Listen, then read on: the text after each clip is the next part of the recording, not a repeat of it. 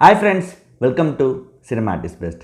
Cinema artist பெஸ்ட்டில் இப்போ நான் பார்க்கப்படுற திரைப்படம் என்னென்னா inside the yellow cocoon shell. இந்த திரைப்படம் இல்லை நான் 2023 இது வந்து பார்த்திங்கன்னா ஒரு வியட்நாம் நாடு திரைப்படம்ங்க.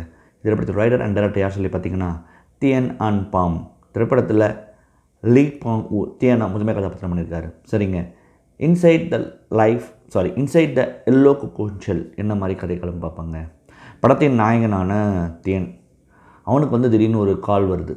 என்னென்னா வந்து அவங்களுடைய அண்ணி வந்து ஒரு ஆக்சிடெண்ட்டில் இறந்துடுறாங்க. இப்போ அண்ணியோட பையனை வந்து அவன் கேர்டேக் பண்ணக்கூடிய இது வருது.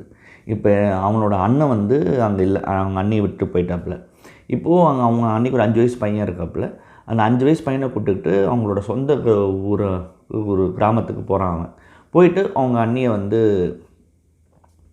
அடக்கம் பண்ணிவிட்டு இந்த பையனை வந்து பார்த்திங்கன்னா பார்த்துக்கிறானா இல்லையா, இல்லை என்ன மாதிரி முடிவு எடுக்கிறான் அப்படின்றத ஒட்டுமொத்தமில்ல கதை கிளம்புங்க. கதையாக பார்த்தா இதுதான், வேறு ஒன்றும் கிடையாது. ஸ்டோரியாக பார்த்தா இவ்வளோ தான். பட் இந்த படம் எதை பற்றி பேசுதுன்னா, இது வந்து ஒரு ட்ராவல். இது வந்து ஒருத்தனோட ஒரு ஸ்பிரிச்சுவல் ட்ராவல், ஆசைகளின் ட்ராவல், டிசைர் ட்ராவல். எப்படி வேணால் டிசைர் தான். ஸ்பிரிச்சுவல் ட்ராவலாக எடுத்துக்கலாம், நீங்கள் ஒரு டிசைர் ட்ராவலாக எடுத்துக்கலாம். ஒரு ஃபெய்த்தை தேடி போகிறது. ஃபெய்த்துனா என்ன அப்படின்னு குழம்பி நிற்கிற ஒருத்தன் உண்மையாகவே ஃபெய்த் நான் கண்டுபிடிச்சானா அப்படின்ற 3 விதமான பயணங்களை பற்றி இந்த படம் பேசுது. இந்த படம் ஆரம்பித்த ஒரு 10 நிமிடத்துலேயே நான் முடிவு பண்ணிட்டேன், இது நார்மலாக ஒரு படம் கிடையாது, இது வேறு மாதிரி ஒரு படமாக இருக்க போகுது. ஏன்னா இதனோட அதான் சொல்கிறேன், கதை சொல்லும் விதம், அந்த நரேஷன் ஸ்டைல்லே வந்து நம்மளுக்கு சொல்லிடுது. அதாவது ஒன்று படத்தை பாரு, இல்லைன்னா ஆஃப் பண்ணிட்டு போயிடு, அதுதான் உங்களுக்கு தோணும் அந்த படம் பார்க்கும்போது. ஃபஸ்ட்டு 10 மினிட்ஸில் நீங்கள் உட்கார்ந்து படம் பார்க்கணும் முடிவு பண்ணிட்டீங்கன்னா அது ஒரு இடத்துல கூப்பிட்டு போகும். இல்லைன்னா நீங்கள் டெஃபினட்டாக 10 மினிட்ஸில் படத்தை ஆஃப் பண்ணிடலாம். ஏன்னா அந்த மாதிரியான ஒரு விஷயம்தான் அந்த படம். ஏன்னா நம்ம வந்து I think Thailand film maker அச்சனோஸ் பெட்டபோல்னு சொல்லிட்டு அவரோட படங்கள் இந்த மாதிரி இருக்கும். நான் பார்த்துருக்கேன் தான். அங்கிள் பூமி ரிகால்ஸ் இஸ் பாஸ்ட், அவர் அந்த படத்தின் டைரக்டர். ஸோ அவர் படம், ஸோ அந்த மாதிரி ஒரு லைனில் எடுத்த படம் தான் அது. இந்த படத்தின் பெரிய பலம் இந்த படத்தோட விஷன், டைரக்டரோட விஷன், கதை சொல்லும் முறை, திரையில் வந்து அந்த திரை மொழியை ரொம்ப பிடிச்சிருந்தது.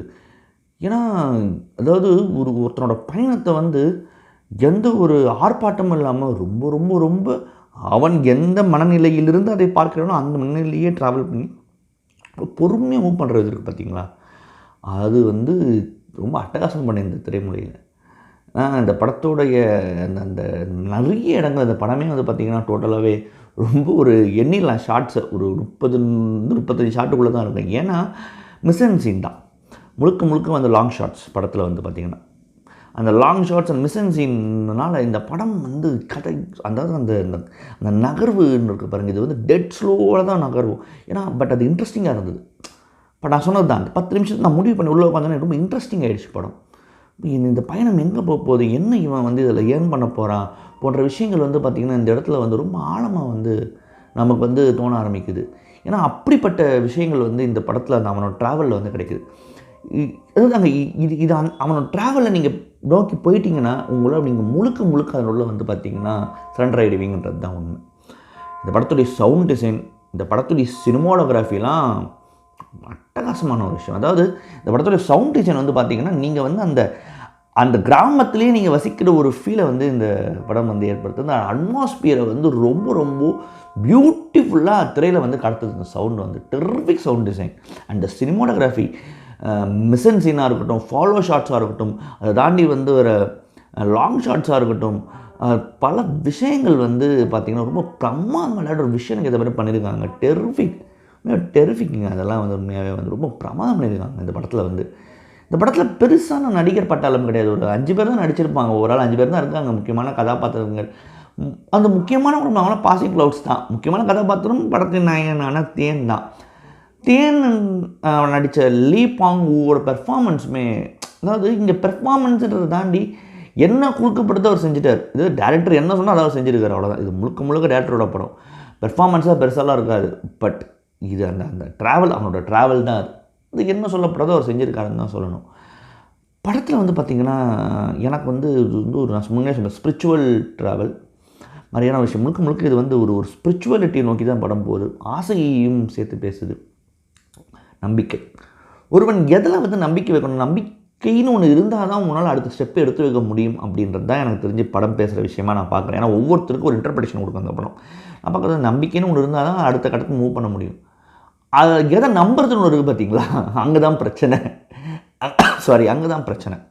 ஸோ அதுதான் இந்த படம் முடியும் போது நான் புரிஞ்சுக்கிட்ட ஒரு விஷயம். நான் எதை நம்பணும் அப்படின்ற ஒரு விஷயம், அதெல்லாம் வந்து ரொம்ப பிரமாதமாக கொண்டு வந்தாங்க. இந்த படத்தில் இன்னொரு மைனஸாக நான் பார்க்குறது பார்த்திங்கன்னா, எண்ட் ஆஃப் த டே இந்த ரைட் விங் ஐடியாலஜியை வந்து அழகாக இந்த ஊசி, இந்த பாலப்படத்தில் ஊசி இருக்கிற மாதிரி சொல்லுவாங்க பாருங்க, அதை வந்து செய்யுதோன்னு வந்து ஒரு வருத்தம் இருந்தது. அது வந்து எனக்கு படம் பார்க்கும்போது நான் first 98 minutes okay that should be like that. After 70 அந்த அடுத்த 70 மினிட்ஸ் செகண்ட் ஆஃப், அந்த செகண்ட் ஆஃப் ரொம்ப வந்து பார்த்திங்கன்னா அப்படியே எங்கே போனாலுமே இந்த இந்த இந்த ஸ்பிரிச்சுவல்ன்ற நேம்லேயே இது உள்ளே வரா மாதிரி ஒரு விஷயம் இருந்துகிட்டே இருக்குது. ஏன்னா படத்தின் முதல் பாதி ஃபுல்லாக அப்படி தான் இருக்கும். ரெண்டாம் பாதியும் அதுக்குள்ளே போகும்போது அது கொஞ்சம் எனக்கு உறுத்தல் ஏற்பட்டுச்சு. அதே மாதிரி எண்டு வந்து 2 விஷயம்ங்க. ஒன்று வந்து நான் எதை மேலேயுமே நம்பிக்கை வைக்காமல் எனக்கு எதுவுமே புரியல அப்படின்ற ஒரு பாயிண்ட்டை ஒருத்தன் எடுத்துக்கிறதா அந்த படம் பார்க்குறான். அவன் அப்படி தான் அந்த கதை முடியுது. ஒன்று இப்படி அப்படி இல்லாமல் இல்லை அவன் வந்து தெளிவாயிடுவான். ஏன்னா ஒரு அந்த ஷார்ட் பண்ணால் நான் இங்கே குறிப்பிட வேண்டியிருக்கு. ஒரு தண்ணியில் வந்து படுக்கிற மாதிரி, ஸ்ட்ரீமில் படுக்கிற மாதிரி ஷார்ட். 2 விஷயம், இப்படியா அல்லது இனிமேல் அவன் வந்து தெளிவாக எழுந்து வந்துடுவான் இப்படியான்ற ஒரு விஷயம் 2 விதமாக பார்க்க இன்டர்பிரேஷன் பண்ணிக்கலாம். எனக்கு என்னென்னா, அவன் வந்து இதெல்லாம் தாண்டி இந்த ஃபெய்த்து வந்து இந்த மதங்கள் எல்லாம் தாண்டி மனிதன் மீது இருக்கிற நம்பிக்கை தான் பெருசுன்றவன் அந்த படம் புரிஞ்சிருக்கணும். ஏன்னா ஒரு வாய்ஸ் ஒரு அங்குள், அதாவது வந்து அந்த பையன் இவனை கூப்பிடுற மாதிரி, அவங்க அண்ணன் பையன் வந்து ஒரு வாய்ஸ் மட்டும் ஒரு எண்டில் அது வச்சு டேரக்டர். பட் என்னென்னா அதுதான் முடிவாக இருந்திருக்கணும். அது இவன் அவனை நோக்கி போயிருக்கணும்.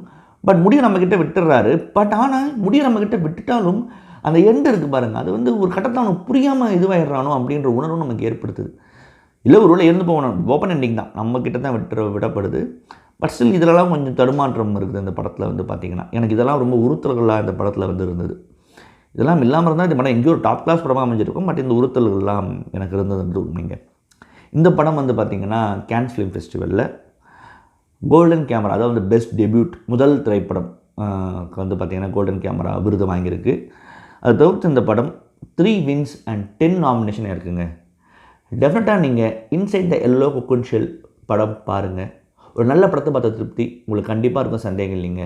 மறுபடியும் தரமான உலக சினிமாவடியோ, ரீஜனல் சினிமாவடியோ இல்லை ஷார்ட் ஃபிலிம் சந்திக்கிறேன்.